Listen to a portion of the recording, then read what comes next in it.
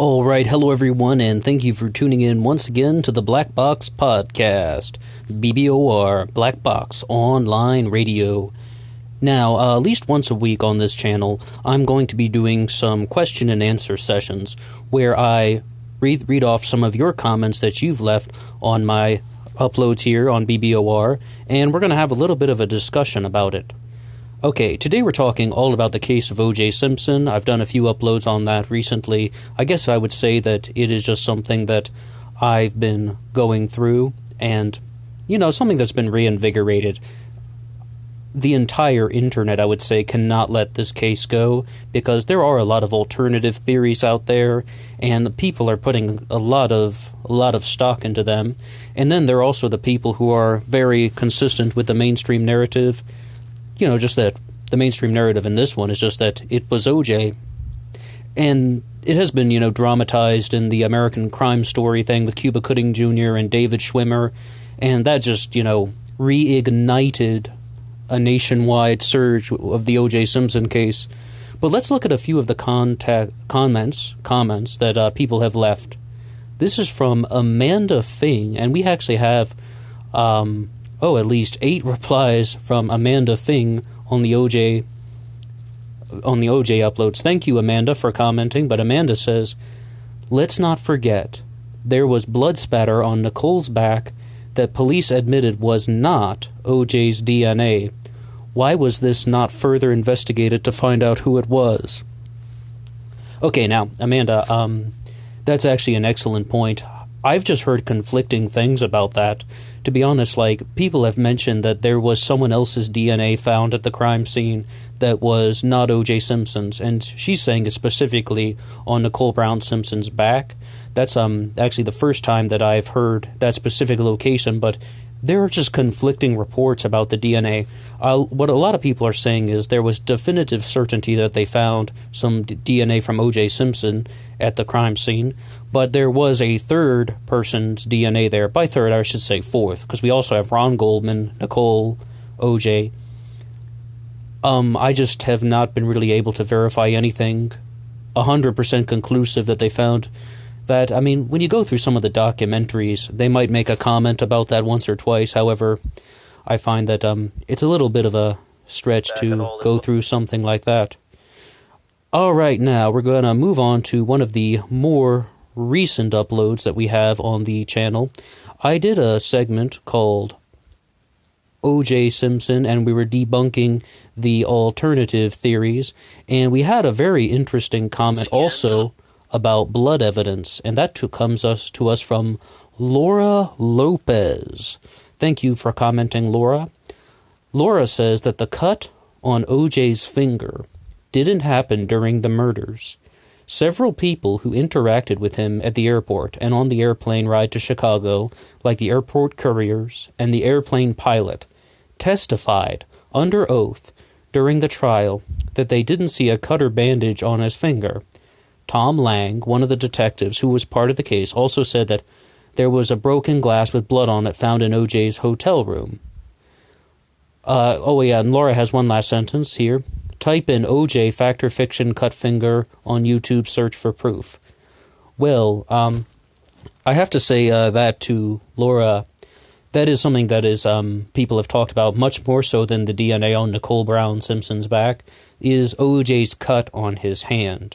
And a lot of people believe that's the source of the blood evidence, but this is sort of falling in line with OJ's narrative, and I think that's what OJ has insisted from the beginning, that he cut his finger on a glass in the hotel room when he was in Chicago. Once again, though, there was blood evidence that was found at Rockingham, and there was an enormous amount of blood evidence in the Bronco. What I brought up, though, in the Debunking Alt Theories video was, why did OJ lie about it?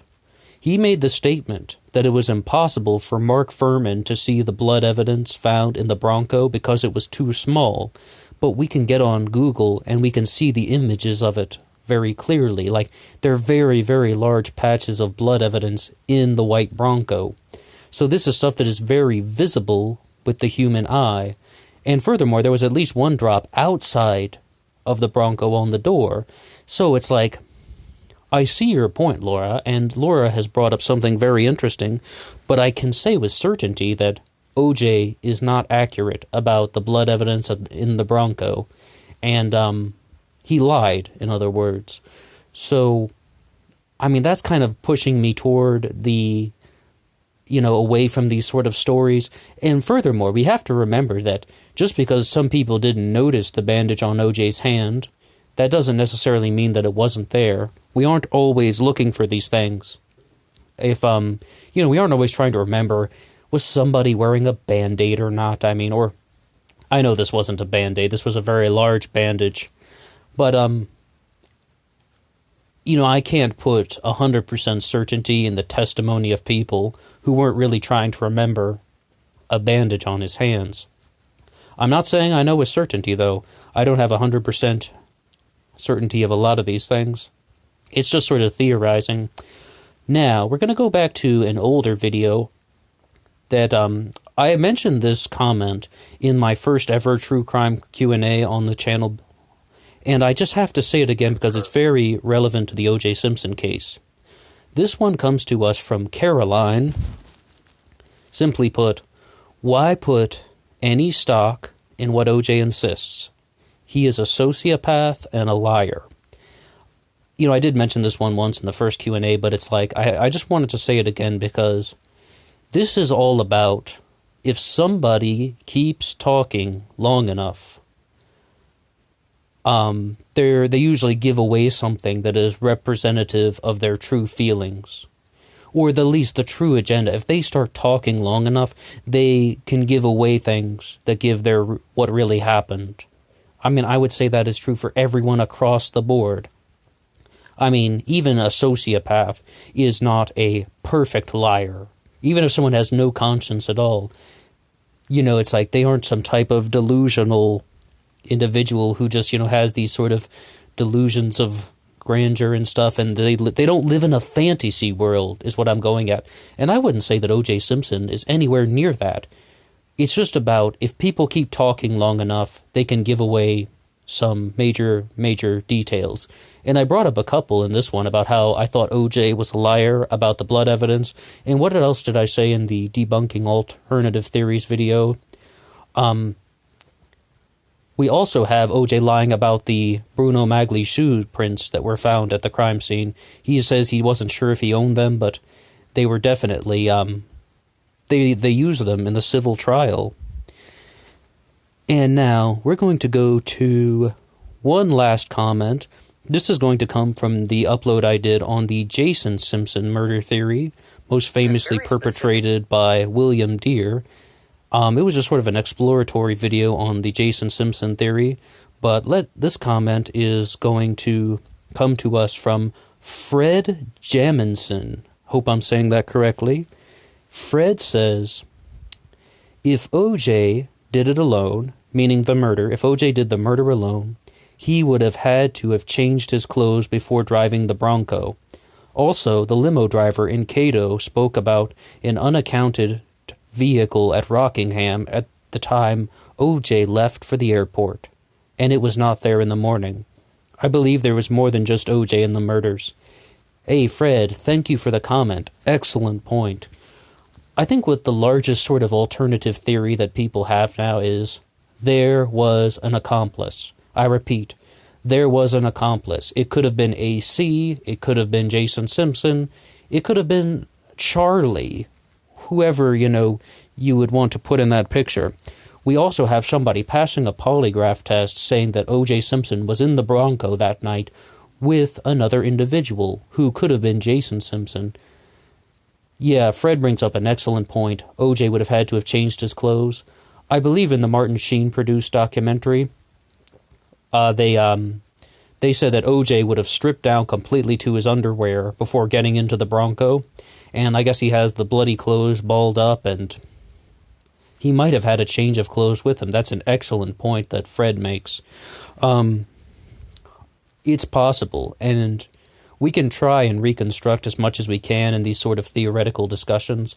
However, I would say that